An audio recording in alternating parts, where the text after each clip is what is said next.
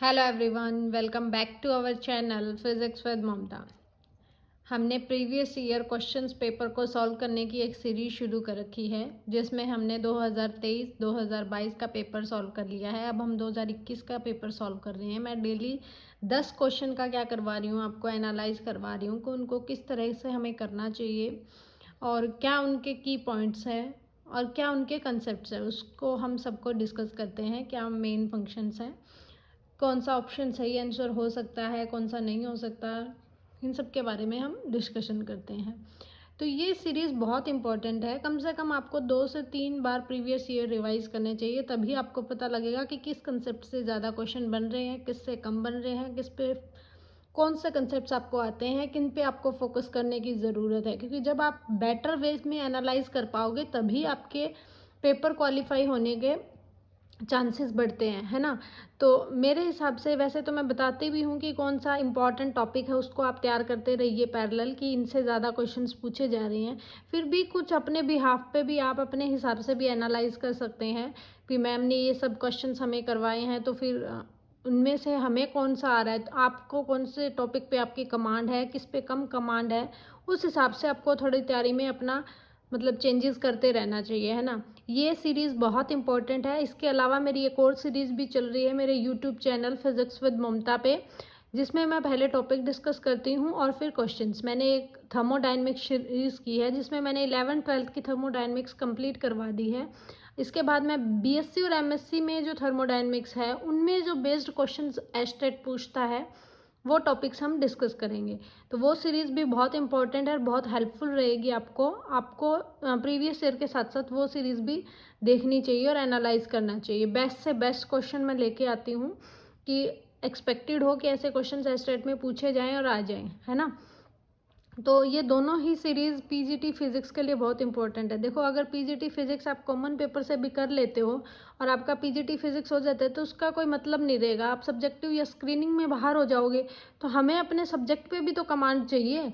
तो फिजिक्स पे कमांड करने के लिए आपको इन सब चीज़ों से गो थ्रू होना पड़ेगा, अपना फिजिक्स अच्छा करना पड़ेगा। तो इसके लिए आपको जितने ज़्यादा क्वेश्चन करने का जो ट्रिक्स है, करने की जो अप्रोच है, उसमें अपना सुधार करना होगा और उसको बेस्ट करना होगा ना। तभी आप अच्छे तरीके से अपना पेपर निकाल पाओगे। और फिज़िक्स में जनरली फोबिया रहता है न्यूमेरिकल्स का या प्रॉब्लम सॉल्व करने का, क्योंकि थोड़ा सा हमारी प्रैक्टिस शुरू से ही कम है ना, उस वजह से। तो अब मोर प्रैक्टिसेस करनी है आपको, जितना हो सके आप खुद भी प्रैक्टिस करें अपने बिहाफ पे भी। मैंने कुछ रेफरेंसेस बुक भी बताई हुई है आपको एस्टेट की, जिसमें मैंने स्ट्रेटजी डिस्कस की है। और कुछ क्वेश्चंस मैं करवा रही हूँ, प्रीवियस ईयर कीजिए, आप आराम से निकाल पाएंगे अपना एस्टेट, कोई दिक्कत नहीं है।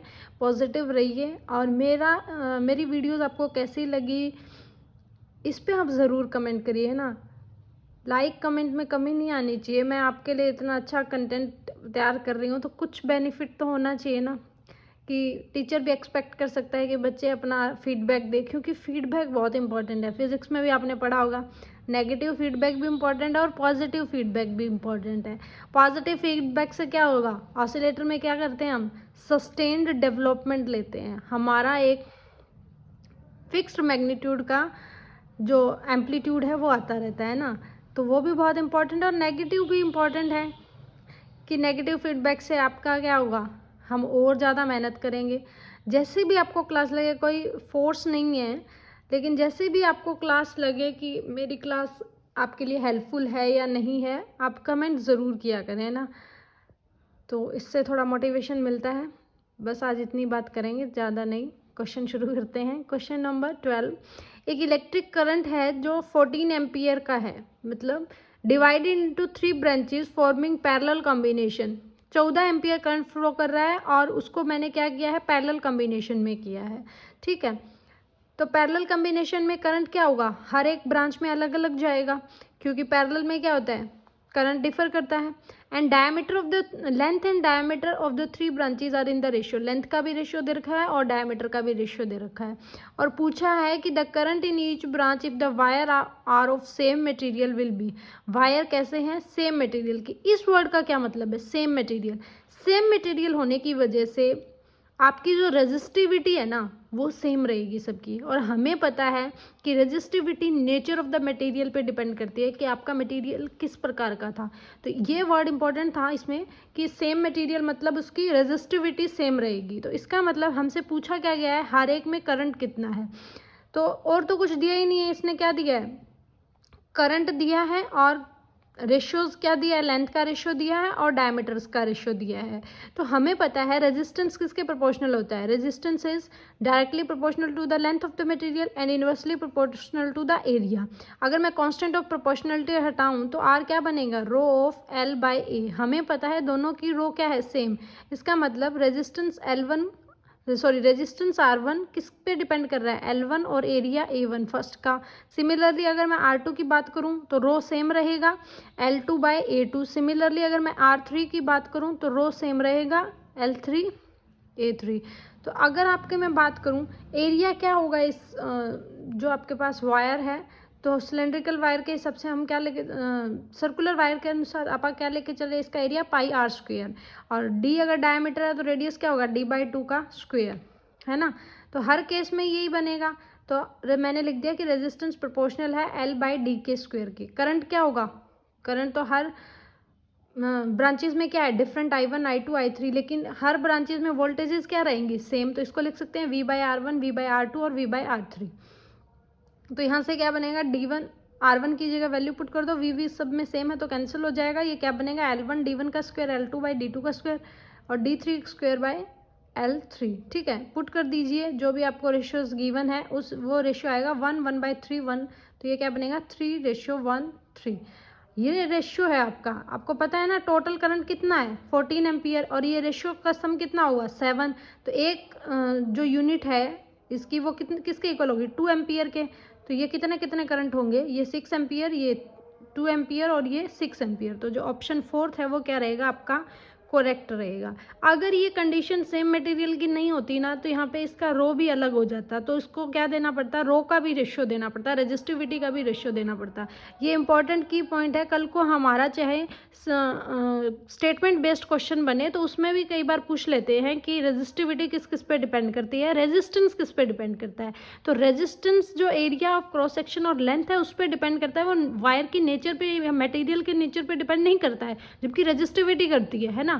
रेजिस्टिविटी की यूनिट क्या होती है और करंट की यूनिट क्या होती है, ये सब आप एक बार गो थ्रू होना ज़रूरी है, क्योंकि आप आजकल क्या ट्रेंड है स्टेटमेंट बेस्ड क्वेश्चन का, तो ऐसे क्वेश्चन स्टेटमेंट की फॉर्म में भी आ सकते हैं। ठीक है, नेक्स्ट हमारे पास है क्वेश्चन नंबर 13। कंसीडर करते हैं एक सिचुएशन जिसमें हमारे पास एक फिगर गिवन है। ये कहता है कि जो light wave represented by rays, ये जो रेज हैं ये लाइट वेव को रिप्रेजेंट कर रही है 1 और 2, हैव आइडेंटिकल वेवलेंथ, जिनकी वेवलेंथ क्या है, सेम है, आइडेंटिकल है इन एयर के अंदर, and initially in phase in air में उनका फेज भी सेम है और उनकी वेवलेंथ भी सेम है। रे 1 कहाँ ट्रेवल कर रही है, वो ट्रेवल कर रही है एक मीडियम में जिसका रिफ्रैक्टिव इंडेक्स है N1 और जिसकी लेंथ कितनी है L। ठीक है, through a medium having refractive index N1 and length of L2। Similarly रे 2 है जो वो क्या ट्रैवल कर रही है मीडियम 2 में और जिसका रिफ्रैक्टिव इंडेक्स है N2। और हमें बताया गया है कि N1 रिफ्रैक्टिव इंडेक्स क्या है, ज़्यादा है, किससे, N2 से। इसने दे रखा है ना कि N2 और N1 रिफ्रैक्टिव इंडेक्स में क्या रिलेशन है कि N1 रिलेशन आपका ज़्यादा है, N2 कम है, and are of the same length, ये भी लेंथ L में ही है। तो जो अगर दोनों रे वापस इस मीडियम्स को लीव करेगी तो उस दौरान इनका फेज डिफरेंस क्या होगा।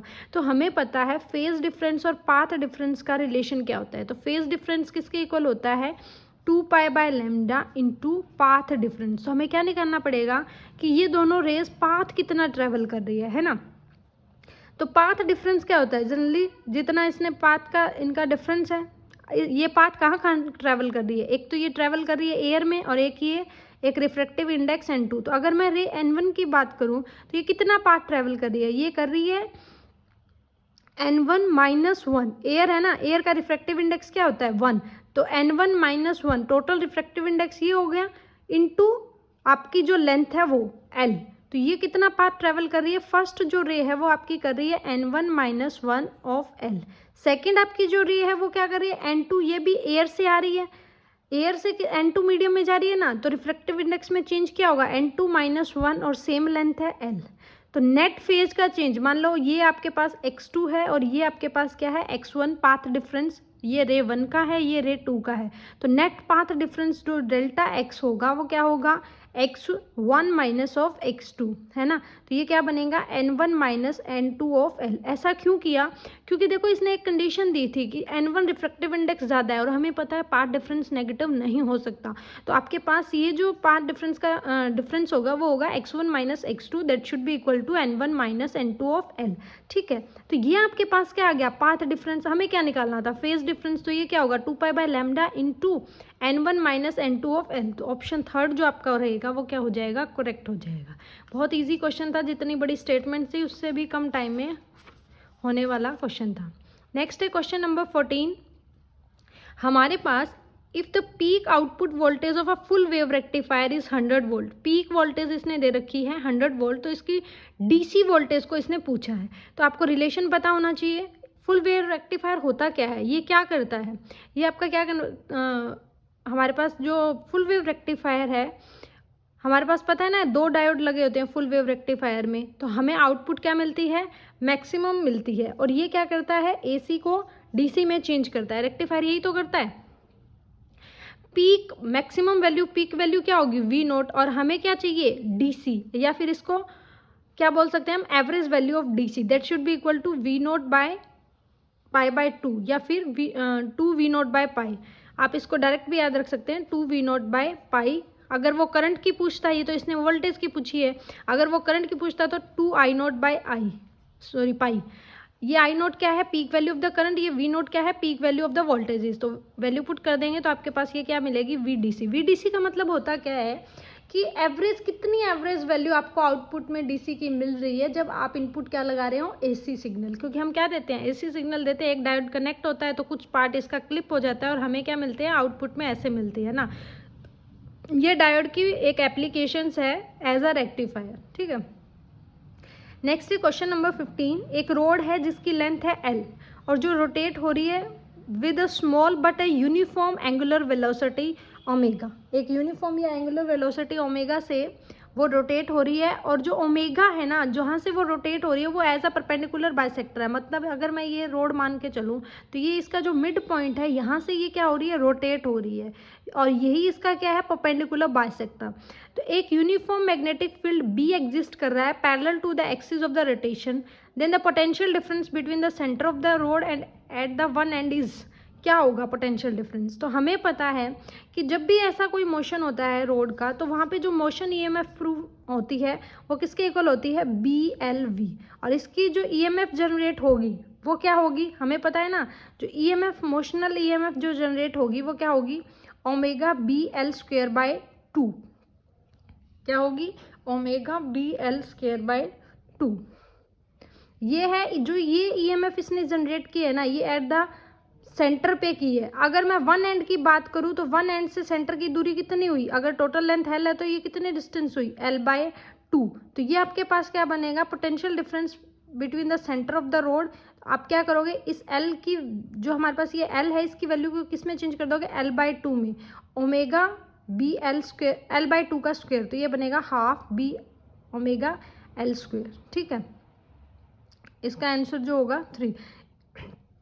ये टॉपिक इम्पॉर्टेंट है, मोशनल ईएमएफ नाम से बोलते हैं इसको। इसका एक क्वेश्चन 2023 में भी आया था।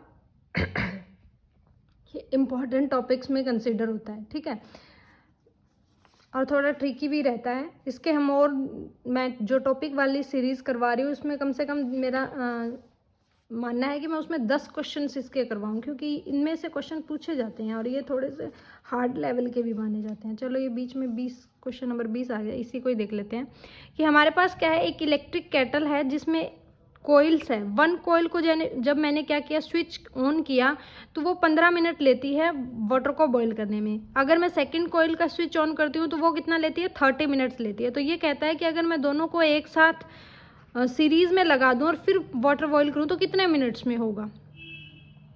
ठीक है, तो वो क्या कर रहा है कि कंडीशंस क्या है कि अगर हीट, हमें पता है ना किसी भी चीज़ में हीट कितनी जनरेट होगी, वो होती है ई स्क्वेयर टी बाय आर, है ना, हीट जनरेटेड यही होगा आपके पास। वी आई टी भी बोल सकते हैं, वी आई टी, और वी की जगह आप वैल्यू पुट कर सकते हैं ई, और आई की जगह ई बाई आर, तो क्या होगा E square by R of T. ये डिफरेंट आपके जो एक्सप्रेशन का फिनोमेना है उससे किया है। हमारे पास अगर कोइल 1 है जो कितना टाइम ले रही है 15 मिनट सेम हीट जनरेट करने के लिए, तो मैं क्या करूँगी, ई एम एफ तो सेम लगा रहे हैं, ई एम एफ का square by R1 into time 15 minutes में ही रखा है मैंने, इसको सेकंड में चेंज नहीं किया है। सिमिलरली फॉर कॉइल 2 आपके पास हीट क्या होगी, E2 bye R2 into 30 minutes. Heat दोनों में सेम हो रही है क्योंकि सेम ही वाटर बॉयल कर रहे हैं, तो आपके पास जो R1 और R2 का रेशियो है वो क्या आ जाएगा, R1 is equal to R2 by 2। और हमें पता है नेक्स्ट कंडीशन में इसने क्या कंडीशन दे दी कि दोनों कॉइल सीरीज में है, इसका मतलब रेजिस्टेंसेस क्या है, दोनों सीरीज में। तो रेजिस्टेंस अगर सीरीज में है तो नेट रेजिस्टेंस किसके इक्वल हो जाएगा, R is equal to R1 plus R2। और R2 की वैल्यू अगर R1 की फॉर्म में देखें तो ये क्या है 2R1, तो आपके पास नेट जो रेजिस्टेंस होगा वो क्या हो जाएगा 3R1। तो अगर दोनों कॉइल को सीरीज में यूज़ कर रही हूँ और फिर मैं हीट निकाल रही हूँ तो वो क्या बनेगा, E square into R of series into T. और हमें पता है कि हमारे पास आर, इसकी वैल्यू रखेंगे E square by 3 of R into T. ये आपके पास क्या बन जाएगी, इक्वेशन नंबर 4। तो किसी भी एक इक्वेशन का इसके साथ कंपैरिजन कर सकते हैं क्योंकि हीट तो तीनों ही केस में सेम है। तो ये क्या बनेगा, E square T into 3R1, और इसका कंपेयर करेंगे ई स्क्वायर R1 इंटू 15, तो ये आपके पास टाइम पीरियड कितना आ जाएगा 45 मिनट्स। इसका एक शॉर्टकट फार्मूला भी होता है क्योंकि इसका एक नेट रिजल्ट भी होता है, तो शॉर्टकट फार्मूला भी आप यूज़ कर सकते हो कि अगर ऐसा है कि दो कॉइल्स को सीरीज़ में है और उसके बाद देखना हो तो उनके टाइम पीरियड के स्क्वायर का सम। शॉर्टकट फार्मूला क्या है, इसका जो टाइम पीरियड निकालना होता है वो कहता है T1 फर्स्ट कॉइल के टाइम पीरियड का स्क्वायर माइनस सेकेंड के टाइम पीरियड का square by T1 plus T2, sorry T1 minus T2। और इसको देखो थोड़ा सा और सिंप्लीफाई करेंगे तो ये क्या लिख सकते हैं, T1 का स्क्वायर T1 प्लस T2 और T1 माइनस T2। तो नीचे T1 माइनस T2 है वो क्या हो जाएगा, कैंसिल हो जाएगा, तो ये कैंसिल कर दिया तो ये क्या बना, दोनों टाइम का सिंपल सम। तो देखो 30 मिनट्स था पहला, दूसरा कितना था 15 मिनट्स, तो दोनों का सम कितना हो गया 45 मिनट्स। ये तो होता है पैरेलल के केस में। और अगर सॉरी सीरीज के केस में, अगर आपके पास ये क्या हो सीरीज में कनेक्टेड हो, पैरेलल में हो तो क्या होता है, अगर दो कॉइल्स पैरेलल में कनेक्टेड हो और फिर आपका ये जो कितना टाइम लेगा वो पूछ रहा होता है, तो नेट टाइम पीरियड होता है 1/T1 प्लस 1/T2। ये क्वेश्चन 2 बार रिपीट है, एक बार इस सेशन में पूछा हुआ है 2021 में, एक बार शायद 2019 में पूछा हुआ है। सेम ही क्वेश्चन था, उसमें टाइम पीरियड नहीं दिया हुआ था, उसमें T1 T2 की फॉर्म में पूछा हुआ था, और अब की बार इन्होंने टाइम पीरियड दे दिया। ठीक है, तो ये क्वेश्चन भी इम्पॉर्टेंट है।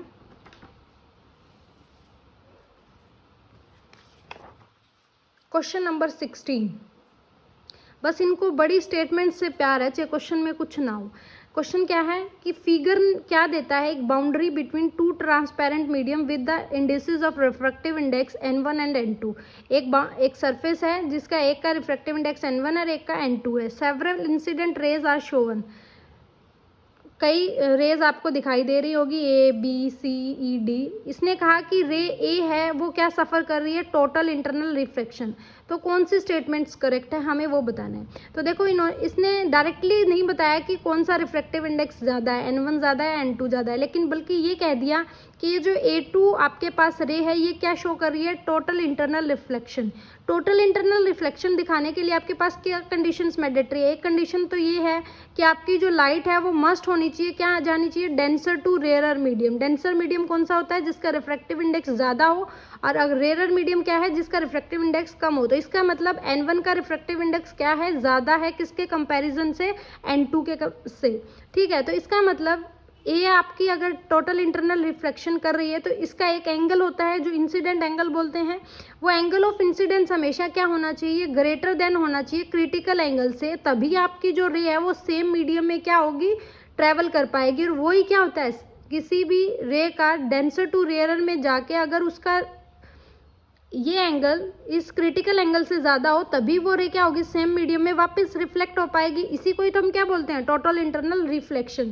तो ये कंडीशंस होती है, इसने इस ए रे को बताया है कि ये क्या है, टोटल इंटरनल रिफ्लेक्शन। अब हम देखते हैं रे ई क्या है, ये रेयर मीडियम है और ये क्या है, डेंसर मीडियम। तो ये रेयर से डेंसर जा रही है, मतलब ये तो कभी भी TIR शो नहीं करेगी। सिमिलरली आपकी जो रे सी है वो भी कभी भी रिफ्लेक्ट TIR शो नहीं करेगी, क्योंकि ये तो जा ही रेयर टू डेंसर रही है। हमारी कंडीशन तो यही है ना, डेंसर टू रेयर, तो ये दोनों तो रेस शो करेगी नहीं। तो ये ऑप्शंस तो कट गए, सेकंड ऑप्शन कट गया और फोर्थ ऑप्शन कट गया। अब हम देखते हैं जो आपके पास ये डी रे है वो क्या है, 90 पे। हमें पता है क्रिटिकल एंगल कितना होगा, इसका क्रिटिकल एंगल क्या होगा हमें पता है ना। कोई एंगल अगर इंसिडेंट कर रही है, ये आपका अगर नॉर्मल है, ये आपका क्या है, नॉर्मल है, तो ये एंगल जो रिफ्रैक्शन एंगल था ये बढ़ा के यहाँ पे कितना कर दिया था मैंने, 90। तभी तो हमारे पास जो रे आई थी वो सेम मीडियम में आई थी। तो इसका मतलब ये तो नॉर्मल क्या कर रही है, फॉल कर रही है सरफेस पे। तो ये जो डी रे है वो भी रिफ्लेक्शन नहीं शो करेगी। अगर मैं बात करूँ बी रे की, तो बी हमारे पास क्या है, कुछ ना कुछ एंगल पे है, तो ये शो कर सकती है। और इसकी ये कंडीशन भी फुलफिल कर रही है कि आपके पास डेंसर टू रेयरर जा रही है। N1 क्या है, डेंसर, और N2 क्या है, रेयरर। तो आपके पास ये जो बी रे है ये क्या शो करेगी, टोटल इंटरनल रिफ्लेक्शन। तो ऑप्शन आपका जो बी होगा वो क्या होगा, करेक्ट होगा कि ray B must be show totally internally reflected. ठीक है, तो आपको ये अगर सिर्फ टोटल इंटरनल रिफ्लेक्शन की कंडीशन पता है तो आप इजीली इस क्वेश्चन को कर सकते हो। ठीक है, नेक्स्ट है हमारे पास क्वेश्चन नंबर 17। ये क्वेश्चन हम कह सकते हैं कि नेट लेवल का क्वेश्चन है। ये क्वेश्चन +1 2 में कम पढ़ा जाता है, मतलब बैचलर में तो आजकल इसका टॉपिक है मल्टीपोल का, और वरना ये MSc में ही पूछा जाता है। इम्पॉर्टेंट भी है ये, मैं अलग से एक टॉपिक वाली जो सीरीज शुरू की है उसमें करवाऊंगी भी इन पे और भी प्रॉब्लम्स बेस्ड। इसने कहा है कि एक पॉइंट चार्ज को मैंने प्लेस्ड किया है symmetrically at a distance d from 2 mutually perpendicular grounded infinite conducting planes as shown in the figure. 2 infinite conducting planes हैं ये वाले, और इस पे मैंने एक Q चार्ज रखा है डिस्टेंसेज इसके d। तो मुझे नेट फोर्स बताना है क्या होगा। इस क्वेश्चन को करने के लिए फिगर समझना बहुत ज़रूरी है आपको, कि अगर दो आपके पास क्या है, इनफाइनाइट कंडक्टिंग प्लेन्स है, अगर एक चार्ज Q है तो इसकी मिरर इमेजेस बनती होती है। फर्स्ट इस चार्ज की मिरर इमेजेस इस क्वाड्रेंट में क्या बनेगी, नेगेटिव ऑफ Q। इस क्वाड्रेंट में क्या बनेगी, इसकी पॉजिटिव ऑफ Q, और इसमें इसकी क्या बनेगी, माइनस ऑफ Q। अब देखो इसकी डिस्टेंस यहाँ से यहाँ तक क्या है, d है, तो इसकी भी डिस्टेंस यहाँ से यहाँ तक कितनी होगी, d होगी। इसकी डिस्टेंस यहाँ से यहाँ तक कितनी है, d। इसकी डिस्टेंस भी यहाँ से यहाँ तक कितनी होगी, d। लेकिन इसके लिए क्या होगा, अगर मैं इसकी डिस्टेंस की बात करूँ तो ये डिस्टेंस कितनी होगी, ये d है, ये भी d है, तो ये क्या बनेगा, √d। सिमिलरली अगर मैं ये बात करूँ हमारे पास क्वाड्रेंट के फॉर्मेशन में कि ये 4 क्वाड्रेंट है, ये अगर आपके पास d है, ये d है, तो ये भी d होगा, ऑब्वियस सी बात है। ये यहाँ तक d है तो ये नीचे भी d है, तो ये d है और ये भी d है, तो ये आपके पास क्या बनेगा, √2d। तो ये आपके पास प्लस Q चार्ज की प्लस Q इस चार्ज से कितनी डिस्टेंस हुई, 2/√2d। और डायरेक्शन क्या हुई, देखो इसकी डायरेक्शन क्या है, ये पॉजिटिव x में है, इसकी डायरेक्शन है positive x plus positive of y। इसकी डायरेक्शन क्या है, माइनस ऑफ x। इसकी डायरेक्शन क्या है, माइनस ऑफ y। इसकी डायरेक्शन क्या है, minus of x plus y। ये डायरेक्शन भी मैंडेटरी है। ऐसा क्यों किया कि हमें पता है कि जो इनफाइनाइट ग्राउंडेड चार्जेस है इसमें जो फोर्स होता है हमें पता है। देखो नेगेटिव चार्ज की वजह से इस पे जो फोर्स की डायरेक्शन होगी वो कुछ इस तरह से होगी, आउटवर्ड। इसकी भी आउटवर्ड होगी, सॉरी इसकी क्या होगी, इनवर्ड, मतलब इस तरफ होगी, और इसकी भी क्या होगी, इस तरफ। लेकिन इसकी जो डायरेक्शन है वो आपकी इस तरफ लगेगी, आउट ऑफ। पॉजिटिव चार्ज की जो डायरेक्शन होती है वो बाहर की तरफ होती है, और नेगेटिव की टुवर्ड्स द नेगेटिव चार्ज होती है उसकी तरफ होती है। तो यहाँ पे इसकी डायरेक्शन होगी, और हमने डायरेक्शन देख भी ली, X cap plus Y cap. तो हम लिख सकते हैं, हमें पता है जो इलेक्ट्रिक फील्ड होता है, फोर्स निकालने के लिए पहले क्या निकालना पड़ेगा, इलेक्ट्रिक फील्ड। इलेक्ट्रिक फील्ड अगर मैं बात करूं ड्यू टू इस नेगेटिव चार्ज की वजह से, तो क्या होगा 1/4πε0, एक ये पॉजिटिव चार्ज, एक दूसरा क्यू चार्ज। आपके पास दोनों में डिस्टेंस कितनी है 2d का स्क्वायर, और डायरेक्शन क्या है minus of x cap. Similarly direction क्यों बता रही हूँ मैं, क्योंकि देखो यहाँ इसने डायरेक्शन भी पूछी, away from the P towards from the P. अगर मैं इस पॉजिटिव चार्ज की वजह से इस पे फोर्स की बात करूँ तो क्या होगा 1/4πε0, दोनों के बीच में डिफरेंस 2√2d का स्क्वायर। और यहाँ पे चार्ज क्या है, एक क्यू चार्ज है, दूसरा भी क्यू चार्ज है, और दोनों के बीच का जो डायरेक्शन है वो क्या है एक्स कैप वाई कैप /√2। देखो एक हमारे पास अगर ये फर्स्ट क्वाड्रेंट में है तो ये एंगल कितना है 45, तो यहाँ पे जो डायरेक्शन होगी वो क्या होगी x/√2 और y/√2। तो ये आपके पास ई पॉजिटिव चार्ज की वजह से होगा। सिमिलरली आप नेगेटिव के भी लिए लिख सकते हैं, इसमें भी सेम होगा, सिर्फ डायरेक्शन चेंज हो जाएगी। जैसा फर्स्ट वाला मैंने लिखा है ना, सेम ही आपका इलेक्ट्रिक फील्ड होगा, डायरेक्शन सिर्फ क्या हो जाएगी चेंज हो जाएगी। ये मैंने लिख भी रखा है कि कैसे कैसे फोर्स होगा। इसका फोर्स की डायरेक्शन इधर ही होगी, इसकी इधर ही होगी, और इन दोनों की इस तरफ होगी। इसकी वजह से जो फोर्स की डायरेक्शन होगी वो कुछ इस तरह से होगी। तो नेट इलेक्ट्रिक फील्ड अगर मैं बात करूं, जो नेट इलेक्ट्रिक फील्ड है वो क्या होगा, फोर्स निकाल लिया Q into net electric field, यहाँ से एक Q हटा दो, एक Q इधर लिख लो, ये Q हो गया। ये जो आपके पास बना है Q/4πε0d का square minus of 2√2 + 1 x cap y cap /8/√2। आप उन तीनों इलेक्ट्रिक फील्ड्स को जोड़ोगे ना तो यही वैल्यू देगा आपको। ये आपके पास क्या जाएगा नेट इलेक्ट्रिक फील्ड। और ये अगर मैं इस पूरी इक्वेशन 1/4πε0 को K मान लूँ तो ये क्या बनेगा K of Q square 8/d का square 2√2 minus of x cap plus Y cap of √2। और ये जो आपकी माइनस इन शो कर रहा है ना, ये क्या बता रहा है कि ये जो P पॉइंट है ना, इसकी तरफ आपका क्या है, इस पॉजिटिव चार्ज के कारण जो फोर्स की डायरेक्शन है वो टुवर्ड्स द P। तो ऑप्शन बी क्या हो जाएगा, इसका करेक्ट हो जाएगा। आपको सिर्फ इसमें इमेज चार्जेस बनाने आने चाहिए, उसके बाद ये इलेक्ट्रिक फील्ड लिखना तो आसान ही है। कि अगर आप कई बच्चे ये कहते हैं कि मैडम हम क्या करते हैं चार्जेस को नेगेटिव लेते हैं। अगर आप चार्जेस को नेगेटिव ले रहे हैं तो डिस्टेंस को पॉजिटिव रखिए। अगर आप चार्जेस को पॉजिटिव लेके चल रहे हैं, दोनों ही चार्जेस को, मतलब उनके सिर्फ मैग्नीट्यूड की बात करें, तो आप क्या कर सकते हैं, जो डिस्टेंस है उसकी जो डायरेक्शन है वो नेगेटिव ले सकते हैं। नेक्स्ट है क्वेश्चन नंबर 18। ये भी देखो एमएससी में ही से ही आता है, न्यूक्लियर पार्टिकल फिजिक्स का क्वेश्चन है। Quark composition of proton. Proton पे कितना चार्ज होता है +1। क्वार्क में हम इसको कैसे लिख सकते हैं, क्वार्क में हमारे पास 6 तरीके के क्वार्क होते हैं, एक अप क्वार्क, एक डाउन क्वार्क, एक स्ट्रेंज क्वार्क, एक चार्म क्वार्क, एक टॉप और एक बॉटम। ठीक है, सारे ही क्या होते हैं बैरियन नंबर्स होते हैं। इनके बैरियन नंबर्स होते हैं 1/3 1/3 1/3 1/3 1/3 1/3। ठीक है, हमें पता है प्रोटॉन क्या एक बोसोन है जिसकी स्ट्रेंजनेस क्या होती है 0। तो स्ट्रेंजनेस वाले दोनों ऑप्शन तो गए, स्ट्रेंजनेस तो इसमें होती ही नहीं है। चार्ज क्या होता है +1। हमें पता है इसकी स्पिन कितनी होती है हाफ। अब हमारे पास ये जो अप चार्ज होता है, ये जो अप क्वार्क होता है, इसका जो चार्ज होता है वो होता है +2/3, और जो डाउन क्वार्क होता है इसका जो चार्ज होता है वो होता है -1/3। अगर मैं स्ट्रेंजनेस क्वार्क की बात करूँ तो इसका भी जो चार्ज होता है वो क्या होता है -1/3। अगर मैं चार्म क्वार्क की बात करूँ इसका क्या होता है +1/3। अगर मैं टॉप की बात करूँ तो +2/3 और +2/3 चार्म का भी और टॉप का भी। और बॉटम की अगर मैं बात करूँ तो -1/3। तो यहाँ से क्वार्क कंट्रीब्यूशन देखें तो ये क्या होगा 2/3 + 2/3 माइनस ऑफ 1/3। तो ये क्या बनेगा 3/3 दैट इज़ 1। तो इसका मतलब आपके पास चार्ज क्या बन गया +1। तो यही चार्ज हमें चाहिए था +1। अगर मैं न्यूट्रॉन का क्वार्क कॉम्बिनेशन पूछ लेती, ये तो प्रोटॉन है, अगर मैं न्यूट्रॉन का पूछ लेती तो कैसे करते, न्यूट्रॉन भी एक बोसोन है, न्यूट्रॉन पे चार्ज कितना है 0। अब इसका चार्ज 0 है तो हम क्या लिख सकते हैं, एक तो अप क्वार्क मतलब 2/3, एक हमें क्या लिखना होगा डाउन क्वार्क -1/3, एक और डाउन क्वार्क -1/3, तभी होगा ना 2 - 2 0। तो तब आपके पास क्या होगा 0। तो ये जो क्वार्क कॉम्बिनेशन है ये किसके लिए होगा न्यूट्रॉन के लिए। न्यूट्रॉन की भी स्ट्रेंजनेस क्या होती है 0।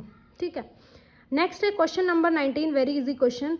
कि हमारे पास क्या है, टोटल प्रोपागेशन डिले दिया हुआ है एक मास्टर स्लैब फ्लिप फ्लॉप का। फ्लिप फ्लॉप किस लिए यूज़ किए जाते हैं, ये एक मेमोरी एलिमेंट्स होते हैं जो स्टोरेज करते हैं आइदर 0 आइदर 1, इनकी कुछ कंडीशंस होती है।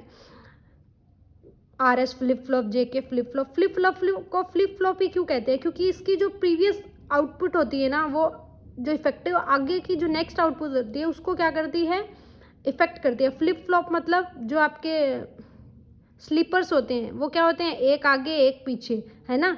जब हम चलते हैं तो स्लीपर्स हमेशा क्या होता है, एक आगे एक पीछे। फ्लिप फ्लॉप एक दूसरे के आगे पीछे।